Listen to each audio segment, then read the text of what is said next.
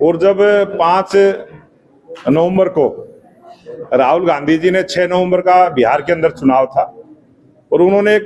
Pre plan योजना बनाई कि 6 तारीख को किस प्रकार से टीवी के ऊपर मीडिया राहुल गांधी को दिखाए जिससे कांग्रेस के पक्ष में वोट पड़े। इस दुर्भावना के साथ उन्होंने पूरी योजना रचना की, एक झूठी योजना बनाई और हरियाणा की वोटर लिस्टों को दिखा, राय विधानसभा की वोटर लिस्ट को दिखा, और जहां से मैं विधायक भी रहा हूं, और चाहे मलिकपुर गांव की चर्चा की हो, चाहे मेहंदीपुर गांव की चर्चा की हो, मछोला गांव की हो, नारा गांव की हो, कुंडली गांव की हो, 5 गांव की चर्चा उन्होंने की। बारोटा गांव में 2 वोट थी जिनके पास मीडिया के लोग गए, और एक मुरथल गांव को छोड़ के जो 22 वोटें ब्राजील मूल की महिला की राहुल गांधी ने अपने कांग्रेस के कार्यालय में जो एक फर्जी प्रेस वार्ता की थी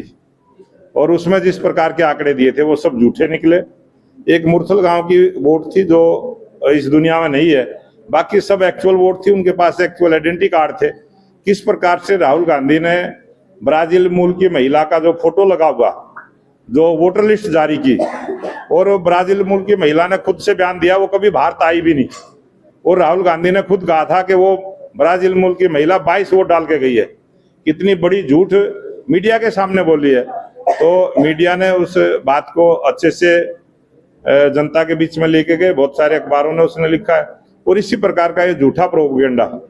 उन्होंने किया है। और जब भी वोट की प्रक्रिया होती है उसमें सभी राजनीतिक दलों के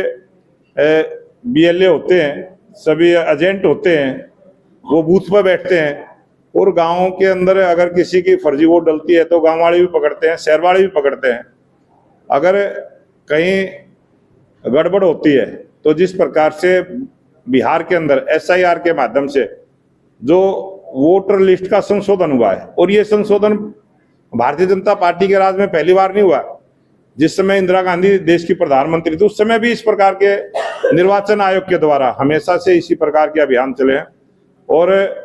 ये तो वोट चोरी का इल्जाम लगाते हैं। कांग्रेस पार्टी ने तो सरकारों को चोरी किया है। जब 6 दिसंबर की घटना हुई थी, आप सबको पता, हमारी 4 सरकार को तोड़ने का काम किया था, देश में इमरजेंसी लगाने का काम किया था, कांग्रेस ने किया था। और कांग्रेस पार्टी ने तो अभी कांग्रेस के नेताओं ने बयान दिया था कि उनके तो उम्मीदवार चोरी कर लिए, कांग्रेस ने बहुत सारे उम्मीदवारों को चोरी किया है। तो कांग्रेस पार्टी तो अपने जो आरोप लगाने का काम कर रही है वो अपने आप कांग्रेस के नेता ही उसका जवाब देंगे। 14 तारीख को और कांग्रेस की झूठ से वाकिफ हो चुका है। अब कांग्रेस की झूठी अफवाहों में देश आने वाला नहीं है, और देश की जनता जब जब भी चुनाव होंगे इसी प्रकार से वोट के माध्यम से कांग्रेस को इसका जवाब देगी।